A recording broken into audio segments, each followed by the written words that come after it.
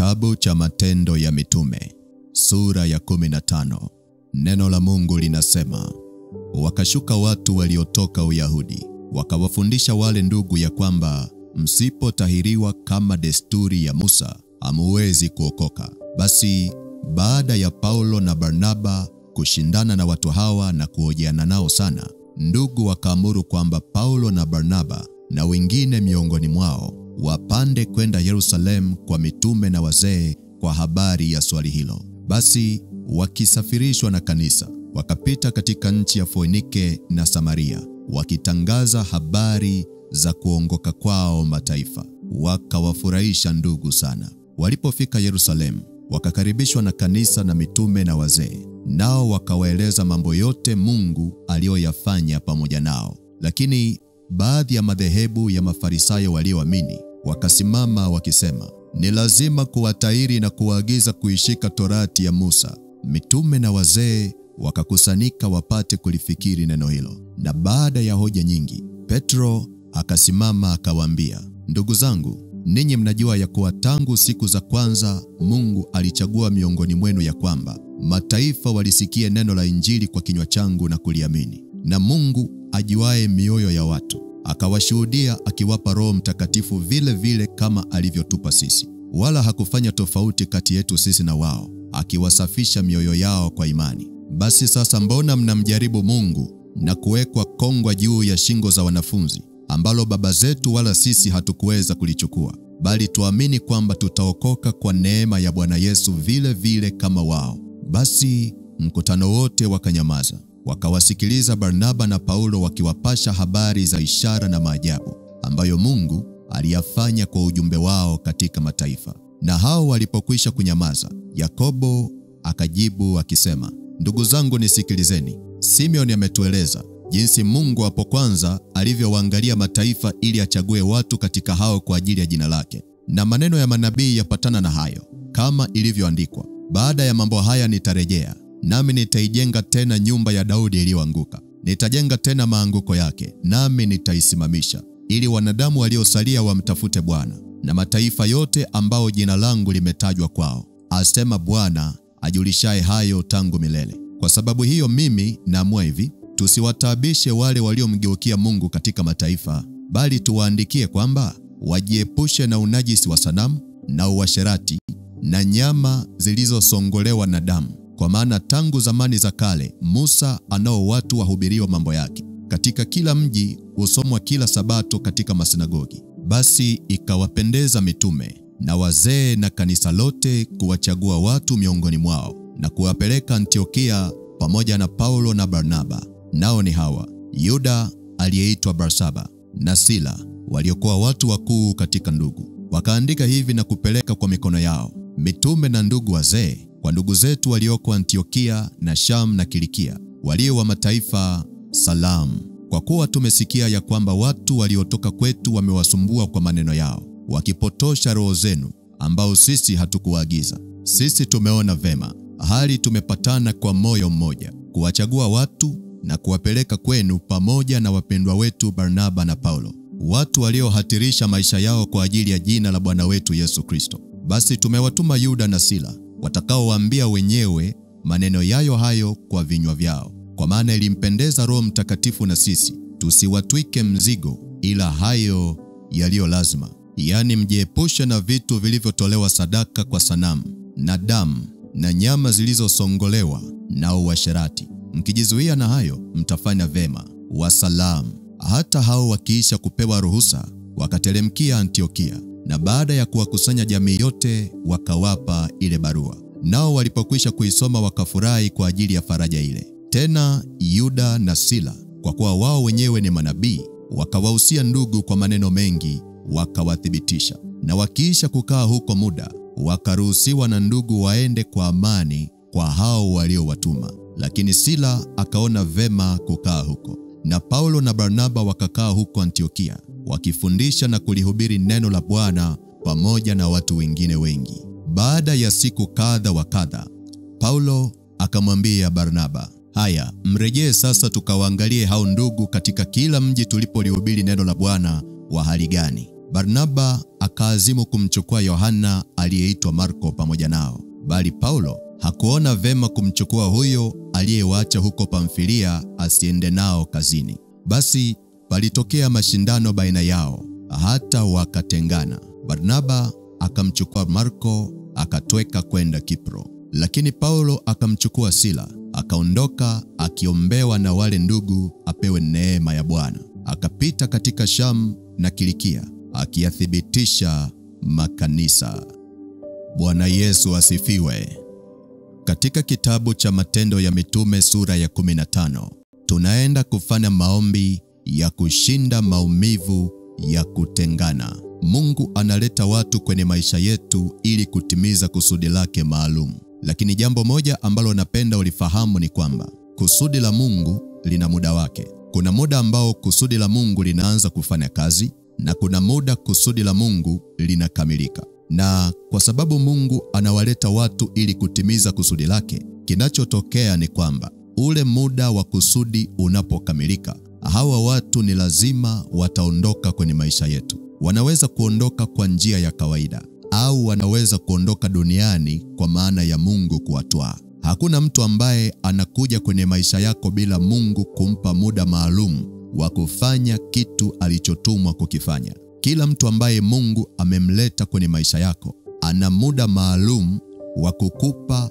alichotakiwa kukupa kwenye maisha yako. Na muda wa kuwepo kwake kwenye maisha yako unapoisha, huyo mtu ni lazima ataondoka. Sasa anapoondoka, haondoki kwa ubaya, haondoki kwa kuwa amekuchukia, lakini anaondoka kwa sababu kazi ambayo Mungu amemtuma kuifanya kwenye maisha yako ameshaikamilisha. Labda nitumie mifano ili ikupe wepesi wa kuelewa. Inawezekana kuna muda ulikuwa unatafuta mtu wa kukusaidia kifedha, na Mungu akamuinua mtu na akawa na kusapoti kifedha. Huyo mtu Mungu amemleta kwako kwa makusudi ili akusaidie uinuke na uweze kusimama mwenyewe. Lakini amepewa muda wa kukusaidia, amepewa majira ya kukusaidia. Muda wa uwepo wake kwenye maisha yako unapoisha, huyo mtu ataondoka kwenye maisha yako. Inawezekana kuna wakati ulikuwa unahitaji mtu wa kukupa faraja kwa sababu ulikuwa unapitia kipindi kigumu sana kwenye maisha,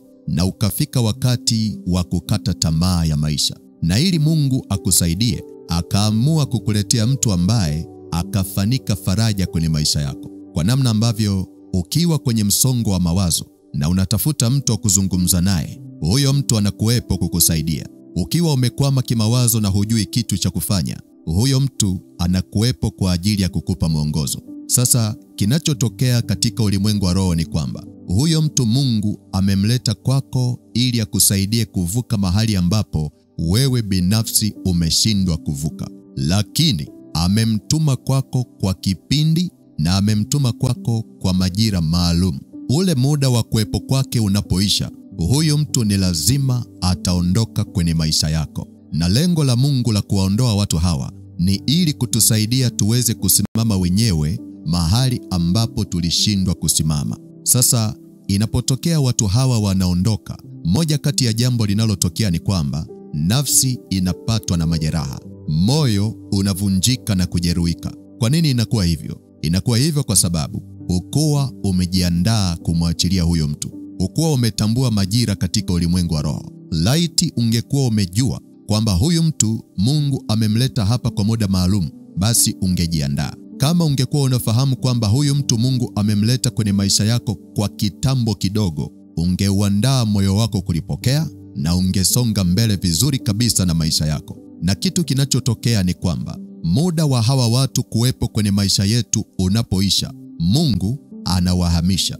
halafu anawapeleka sehemu nyingine. Na hapa ndipo pale ambapo yule mtu ambaye alikuwa anakusaidia kifedha ameondoka kwenye maisha yako, na sasa hivi unasikia anamsaidia mtu mwingine. Hapa ndio pale ambapo yule mtu aliyekuwa anakusaidia kwa ushauri, unamuona anaondoka kwenye maisha yako, na sasa hivi unasikia amefanika faraja kwa mtu mwingine. Na inakuwa hivyo kwa sababu muda ambao Mungu aliwapa kwenye maisha yako umekwisha. Kwa hiyo Mungu mwenyewe anawapeleka sehemu nyingine ili wakatumike kuwasaidia na watu wengine. Bwana Yesu asifiwe. Unisikilize vizuri, itakusaidia.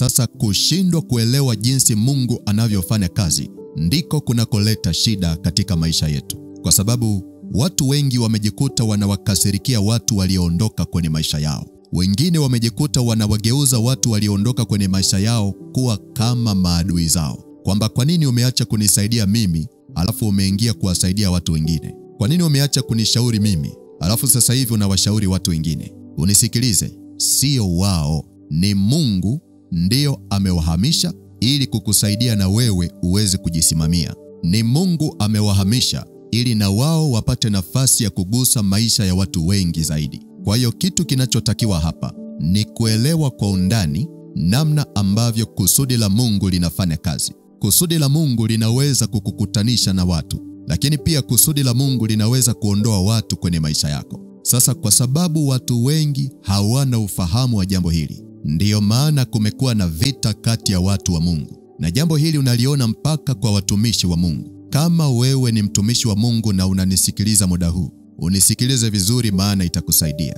Unapotumika katika ufalme wa Mungu, kuna wakati Mungu atakuinulia watu wa kukusaidia kufanya kazi ya Mungu kwa wepesi. Wanaweza kukusaidia kwa ushauri, au wanaweza kukusaidia kwa kukuwezesha kifedha ili kulipia gharama za kufanya kazi ya Mungu. Sasa ikitokea Mungu akakupa mtu kama huyo, fahamu ya kwamba atakuwepo hapo kwa kipindi na atakuwepo hapo kwa majira ambayo Mungu ameyachagua. Ule muda ambao Mungu amemleta kwako unapoisha, huyo mtu ataondoka. Na sio yeye, ni Mungu anamuondoa ili akatumike kusapoti na huduma nyingine. Sasa usifanye kosa la kumng'ang'ania, usifanye kosa la kumwombea maombi magumu na ukasahau namna ambavyo alijitoa kwenye huduma yako. Usianze kumwongelea kwa mabaya wakati Mungu alimleta kwako ili kukusaidia wewe. Ukijaribu kumwombea mabaya kwa sababu ameondoka, Mungu anapiga huduma yako inakufa. Na hii inaenda kwa watu wote ambao wamewahi kusaidiwa na watu.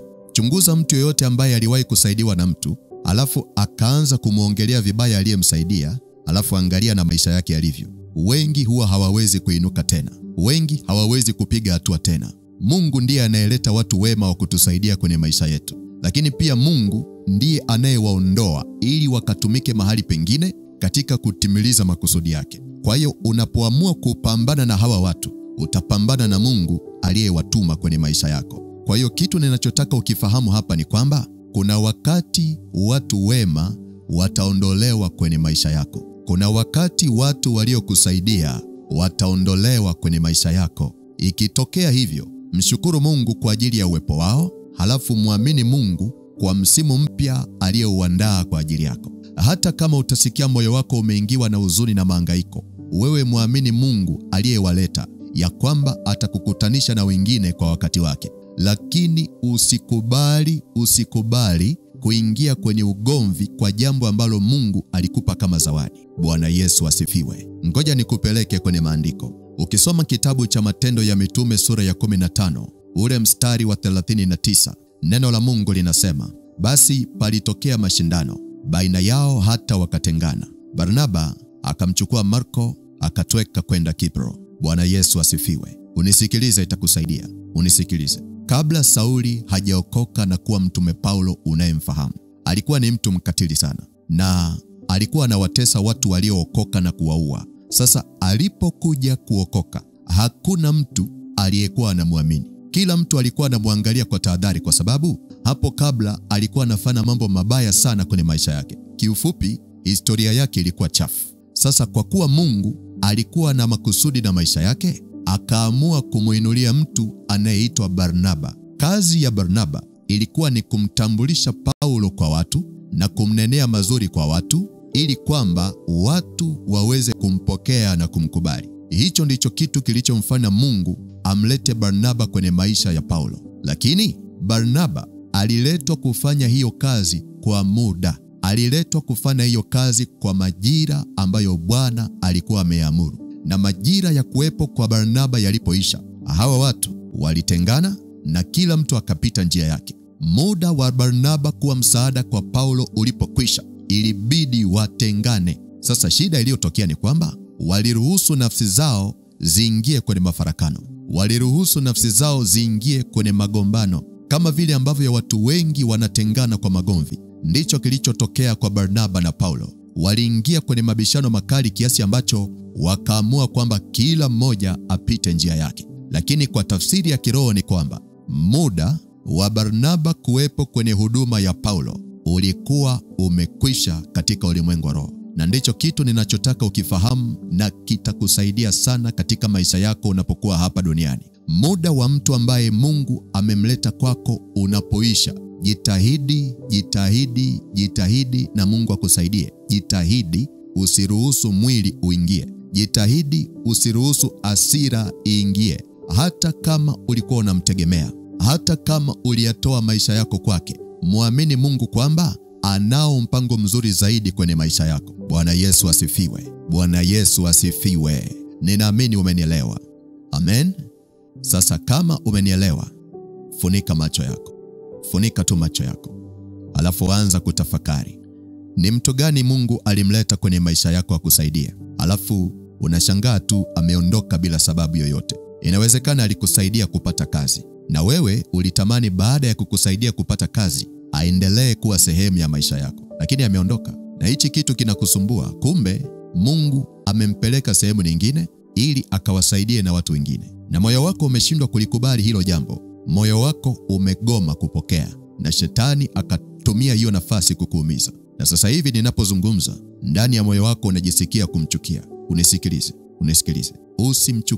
Usimchukie. Wala usinene neno lolote baya juu yake. Kama ukiweza, kaa kimya, lakini usinene neno lolote litakalo kuharibia mbele za Bwana. Kumbuka na nyakati ambazo huyo mtu alifanika baraka kwenye maisha yako. Alafu muombee mema, muombee baraka. Kadiri unavyomwombea mema, ndivyo ambavyo Mungu atakufungulia mlango ulio bora zaidi na unaokufaa. Mimi sijajua ni mtu gani ambaye Mungu amemleta kwenye maisha yako. Mimi sijajua ni nani ameondolewa kwenye maisha yako, na mpaka leo umebaki na kidonda ndani ya moyo wako. Hebu jiachilie na ujikabidhi mbele za Bwana, maana Bwana ana mpango mzuri na maisha yako. Na ndio maana anasema, na yajua mawazo ninayowawazia ninyi ni mawazo ya amani, wala si ya mabaya, kuwapa ninyi tumaini siku zenu za baadaye. Kwa hiyo nataka tupate nafasi ya kuomba hapa, na tunaenda kutamka baraka kwa watu wote waliowahi kutumiwa na Mungu kutusaidia. Tunaenda kuwaombea mema watu wote ambao Mungu aliwapitisha kwenye maisha yetu kutusaidia. Tunaenda kuomba kwa ajili yao, hata kama hawapo tena katika maisha yetu, hata kama kwa sasa hivi wanatumika kuwainua wengine. Twende mbele za Bwana na tuombe kwa ajili yao, na Mungu atafanya jambo kubwa sana kwenye maisha yako. Mungu atakufungulia mlango mkubwa sana kwenye maisha yako, na nakuhakikishia utamshangaa Mungu. Usijifungie milango ya baraka kwa kuchukia watu wema walioondoka kwenye maisha yako. Jikumbushe kila wakati kwamba ni kawaida ya Mungu kuwaondoa watu wema ili atufungulie milango mikubwa zaidi. Mtu pekee, narudia, mtu pekee ambaye hatakiwi kuondoka kwenye maisha yako ni mke wako au ni mume wako. Lakini wengine wote wanaweza kuondoka na kutimiza kusudi la Mungu kwenye maisha ya watu wengine pia. Ninajua haya maombi hayatakuwa mepesi kwa watu wengi, nami nimemwomba Mungu anisaidie nikusaidie tutakapokuwa tunaomba, ili Mungu afanye jambo kwenye maisha yako. Bwana Yesu asifiwe. Bwana Yesu asifiwe. Kwa hiyo kama upo tayari na unataka kumuona Mungu akikufungulia mlango wa kukufaa, kama unataka kumuona Mungu akikupa nafasi ya kusimama tena, kama unataka kumuona Mungu akikufungulia milango ya misaada, kama unataka kumuona Mungu akikufungulia milango ya neema, kama unataka kumuona Mungu akikufungulia milango ya kukua na kuongezeka, omba na mimi maombi haya. Na unapoomba usitege. Haya ni maisha yako. Mimi niko hapa kwa ajili ya kukusapoti wewe, kukushika mkono wewe, kulia pamoja na wewe, ili Mungu wetu aliye hai apate kukukumbuka, ili Mungu wetu aliye hai apate kukutetea. Kwa hiyo usitege. Mahali pa kuomba, omba. Mahali pa kusimama kwenye toba, simama kwenye toba kwa kumaanisha. Alafu Mungu atafanya jambo kwenye maisha yako. Bwana Yesu asifiwe. Bwana Yesu asifiwe. Kwa hiyo omba na mimi maombi haya, na uombe kwa kumaanisha. Jitoe mbele za Bwana na utamwona Mungu. Haleluya.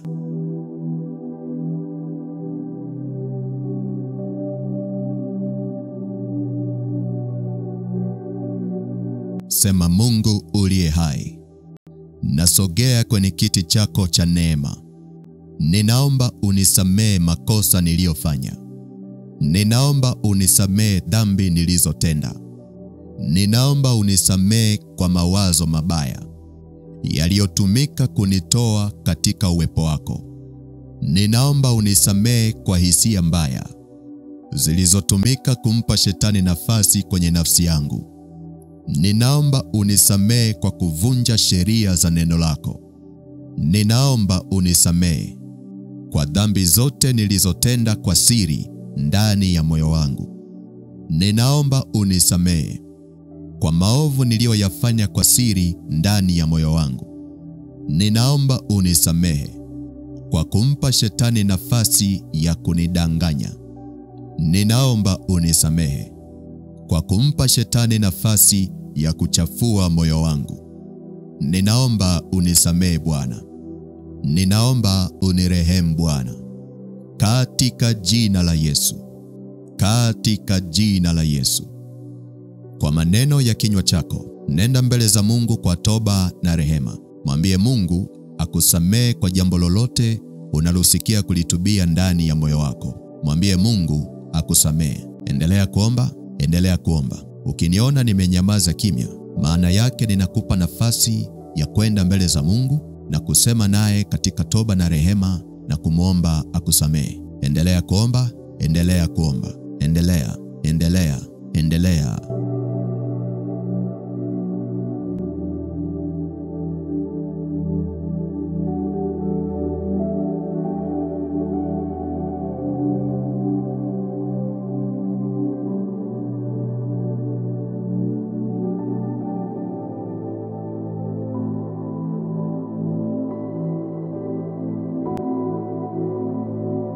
Kama umeshafanya toba na unasikia umepata amani, anza kumwambia Mungu akupe kukubali pale ambapo watu wema wanaondoka kwenye maisha yako. Mwambie Mungu akupe kukubali pale ambapo watu waliokusaidia wanapoondoka kwenye maisha yako. Mwambie Mungu akupe kukubaliana na hiyo hali. Mwambie Mungu akupe kukubaliana na hiyo hali. Mwambie Mungu, wewe ni mwaminifu katika maisha yangu. Wewe ni Mungu unayeniwazia mema siku zote. Ninajua hakuna jambo baya unalotenda kwenye maisha yangu. Ninajua huna mipango mibaya na maisha yangu. Ninajua unaniwazia mema hata pale unaporuhusu watu wema waondoke maishani mwangu. Ninajua unaniwazia mema hata pale unaporuhusu walionisaidia waondoke maishani mwangu. Ninajua unayo mipango mizuri zaidi ulioiandaa kwa ajili yangu. Ninajua unao mlango mkubwa zaidi uliouandaa kwa ajili yangu. Lakini ninaomba unipe uwezo wa kukubali kuwaachia waende. Ninaomba unipe uwezo wa kukubali kuwaachia waende. Nipe uwezo wa kuwaruhusu waende. Ninaomba unipe nguvu ya kuwaachilia ndani ya moyo wangu kwa upendo. Ninaomba unipe nguvu ya kuwaachilia ndani ya mawazo yangu kwa upendo. Ninaomba uufundishe moyo wangu kukutegemea wewe peke yako. Ninaomba uufundishe moyo wangu kukutumainia wewe peke yako. Maana neno lako linatukataza kuwatumainia wanadamu. Neno lako linatukataza kuwategemea wanadamu. Maana wewe Bwana unawaleta watu maishani mwetu kama vyombo ulivyovichagua. Wewe Bwana unawaleta watu maishani mwetu kama sehemu tu ya kutimiza kusudi lako. Nisaidie moyo wangu ujiungamanishe na wewe. Nisaidie moyo wangu ukutegemee wewe katika nyakati zote na hali zote. Baba wa rehema, nisamehe wakati wowote nilipowakasirikia kwa kuondoka maishani mwangu. Nisamehe kwa kuwalaumu ndani ya moyo wangu. Nisamehe kwa kuwawekea uchungu ndani ya nafsi yangu. Nisamehe Bwana sawasawa na wingi wa rehema zako. Nisamehe Bwana sawasawa na wingi wa rehema zako. Ninaomba uniguse siku ya leo na unipe kukubali kuwaachilia ndani ya moyo wangu. Ninaomba uniguse siku ya leo na unipe kuwaombea mema. Maana pamoja na kwamba wameondoka maishani mwangu, lakini Bwana uliwatumia kunivusha. Pamoja na kwamba wameondoka maishani mwangu, lakini Bwana uliwatumia kunisaidia. Pamoja na kwamba wameondoka maishani mwangu, lakini Bwana uliwatumia kunipa faraja. Nisaidie moyo wangu ukumbuke mema yao na si mabaya yao. Nisaidie akili yangu itafakari mema yao na si mabaya yao. Nisaidie moyo wangu usiwadai chochote. Nisaidie akili yangu isiwadai chochote. Maana ni wewe Bwana uliyewaleta kwangu kama neema. Ni wewe Bwana uliwapitisha kwenye maisha yangu kama neema. Nisamehe wakati wowote niliposhindwa kutambua neema ulioificha kupitia uwepo wao. Nisamehe wakati wowote niliposhindwa kuitumia neema ya uwepo wao kwenye maisha yangu. Nisamehe Bwana sawasawa na wingi wa rehema zako. Nisamehe Bwana sawasawa na wingi wa fadhili zako. Ninaomba uuchunguze moyo wangu na mawazo yake. Niondolee malalamiko ya siri yaliyojificha ndani ya moyo wangu kwa sababu yao. Niondolee manung'uniko ya siri yaliyojificha ndani ya moyo wangu kwa sababu yao. Ninaomba uniguse kwa mkono wako na unipe nguvu ya kupokea. Ninaomba uniguse hisia zangu na unipe nguvu ya kupokea. Ninaomba unipe ujasiri wa kukubali kwamba walionisaidia wana haki ya kusonga mbele. Ninaomba unipe ujasiri wa kukubali kwamba walionisaidia wana haki ya kugusa maisha ya watu wengine kama walivyoyagusa maisha yangu. Baba, ninaomba unipe ujasiri wa kukubali ya kwamba unao mpango bora zaidi kwa ajili ya maisha yangu. Nipe kujua ya kwamba kuondoka kwao kunanipa nafasi ya kukua. Nipe kujua ya kwamba kuondoka kwao kunanipa nafasi ya kutembea kwenye kusudi lako kwa ukamilifu. Nipe kujua ya kwamba kuondoka kwao kunanipa nafasi ya kuwa karibu zaidi na wewe. Nisaidie moyo wangu ulikubali hilo. Nisaidie moyo wangu ulikubali hilo. Nisaidie nafsi yangu iwe na nguvu ya kukutazama wewe. Nisaidie imani yangu ikuelekee wewe peke yako. Nisaidie tumaini la moyo wangu likuelekee wewe peke yako. Katika jina la Yesu. Katika jina la Yesu. Katika jina la Yesu.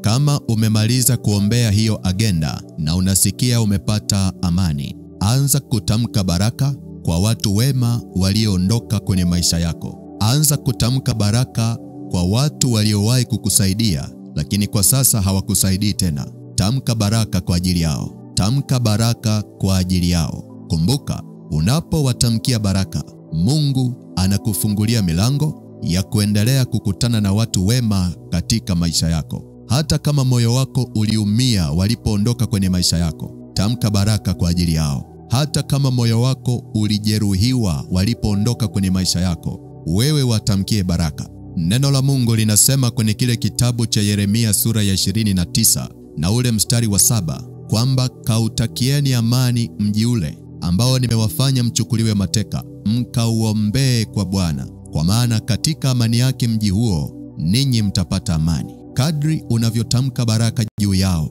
na Mungu anakubariki na wewe. Kwa hiyo endelea kuomba, endelea kutamka baraka juu yao. Endelea kuomba, endelea kutamka baraka juu yao. Endelea kuomba, endelea kutamka baraka juu yao. Hebu jikane mbele za Bwana. Pambana na moyo wako, ushinde moyo wako, zishinde hisia zako. Hata kama moyo wako unagoma, wewe tamka baraka kwa ajili yao. Tamka baraka kwa ajili yao. Kuna kitu Mungu anataka kukutendea. Kuna hatua Mungu anataka kukupa. Kuna milango Mungu anataka kukufungulia. Na siri ya milango hiyo kufunguka ni wewe kutamka baraka juu ya watu ambao Mungu aliwatumia kukusaidia. Endelea kuomba, endelea kuwatamkia baraka. Endelea kuomba, endelea kuwatamkia baraka. Endelea. Mwambie Mungu, nasimamia neno lako kutoka kitabu cha Yeremia sura ya 29 mstari wa 7. Natamka baraka kwa watu wema walioondoka kwenye maisha yangu. Natamka baraka kwa watu walionisaidia na kuondoka maishani mwangu. Natamka baraka kwenye maisha yao. Natamka baraka kwenye maisha yao. Natamka baraka kwenye maisha yao. Kipimo cha upendo walichonipa kikazidishwe na kuongezwa maradufu kwenye maisha yao. Kiwango cha msaada walichonipa kikazidishwe na kuongezwa maradufu kwenye maisha yao. kiwango cha sapoti walichonipa kikazidishwe na kuongezwa maradufu kwenye maisha yao. Mungu uliye hai, pamoja na kwamba wameondoka maishani mwangu, lakini walitumia muda wao kunitia moyo. Walitumia fedha zao kunivusha kwenye majaribu yangu. Walitumia machozi yao walipoona ninalia. Nilipokuwa kwenye furaha, walicheka pamoja na mimi. Nilipokuwa kwenye huzuni, walihuzunika pamoja na mimi. Walinipa vitu vyema vilivyonifaa na kunisaidia. Walinisemea maneno mazuri na ya baraka, na nikatiwa moyo wa kusimama tena. Baba wa rehema, ninaomba ukumbuke nguvu waliotumia kuniona nasimama kwenye maisha. Ninaomba ukumbuke jasho walilolitoa kwa ajili ya maisha yangu. Ninaomba ukumbuke namna walivyojinyima ili kunisaidia nivuke nilipokwama. Ninaomba uwabariki wasiwahi kupungukiwa. Ninaomba uwabariki wasiwahi kukosa chakula. Ninaomba uwabariki wasiwahi kukosa faraja. Baba wa rehema, uwakumbuke wakuitapo katika maombi na uwasaidie. Maana nilipokuwa ninalia, na wao walinikimbilia na kunisaidia. Ninaomba uwafanyie msaada wanapopita kwenye nyakati za shida. Ninaomba uwafanyie faraja wanapopita kwenye mapito magumu. Ninaomba akiba ya matendo yao mema ikatumike kuwavusha wanapokwama. Ninaomba akiba ya wema wao kwenye maisha yangu ikatumike kuwainua na kuwashindia kwenye dhiki. Natamka ulinzi kwa ajili ya maisha yao. Natamka ulinzi kwa ajili ya maisha yao. Kama walivyonipigania nisipatwe na mabaya, ninaomba ukalinde maisha yao, adui asiwadhuru. Ninaomba damu ya Yesu ikafanyike ulinzi kwenye maisha yao na juu ya vyote walivyo navyo. Baba wa rehema, ninaomba ukawaepushe na mabaya. Baba wa rehema, ninaomba ukawaepushe na watu wabaya. Baba wa rehema, ninaomba ukawaepushe na mabalaa yanayoelekezwa juu yao. Ukawalinde na kuwatunza uhai wao Bwana. Ukawalinde na kutunza maisha yao Bwana. Ukawapiganie na kuwapa haja za mioyo yao. Ukawapiganie na kuwatetea kwenye kila jambo wanalofanya. Gusa na roho zao zikujue wewe na kukuishia wewe. Gusa na nafsi zao zikupende wewe na kukuabudu wewe Bwana. Katika jina la Yesu. Katika jina la Yesu. Katika jina la Yesu.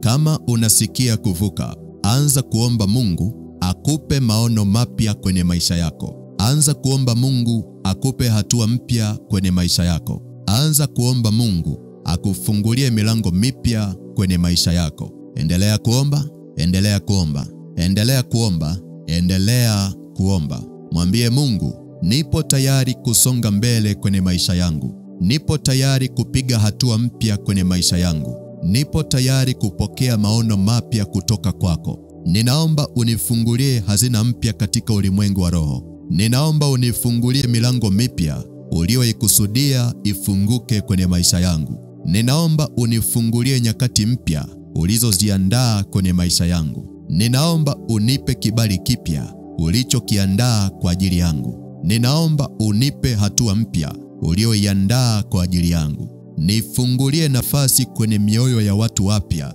uliowaandaa kwenye maisha yangu. Nifungulie kibali kwenye mioyo yao. Nifungulie kibali kwenye mioyo yao. Nifungulie kibali kwenye maisha yao. Nifungulie kibali kwenye maisha yao. Achilia neema yako initangulie Bwana. Katika jina la Yesu. Katika jina la Yesu. Katika jina la Yesu. Endelea kuomba, endelea kuomba.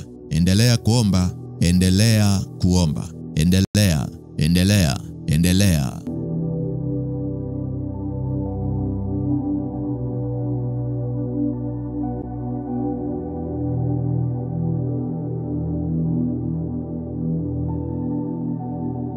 Bwana akujibu maombi yako kwa jina la Yesu. Bwana akubariki kwa unyenyekevu wa moyo wako na akuweke panapo nafasi. Mahali popote ulipotumia nafasi vibaya, Bwana akupe nafasi ya kuanza upya. Mahali popote ulipokata tamaa, Bwana akupe nguvu ya kusimama tena. Mahali popote maisha yako yalipokwama, Bwana akupe wepesi katika hatua zako. Bwana akufungulie milango mipya na akupe hatua mpya kwenye maisha. Bwana akupe neema ya kusimama tena. Bwana akuunganishe na watu wapya aliowaandaa kwenye majira na nyakati unazopitia nazo. Ukamwone Bwana akikupigania na kukushindia. Ukamwone Bwana akikupigania na kukutetea. Ukaione neema ya Mungu ikikuvusha na kukusaidia, na kutamkia kibali cha damu ya Yesu, na kutamkia neema ya Yesu iambatane na maisha yako kuanzia leo, katika jina la Yesu, katika jina la Yesu, katika jina la Yesu. Bwana akukumbuke na kukusaidia. Bwana akukumbuke na kukusaidia. Bwana akukumbuke na kukusaidia. Bwana akukumbuke na kukusaidia, katika jina la Yesu, katika jina la Yesu, katika jina la Yesu. Amen.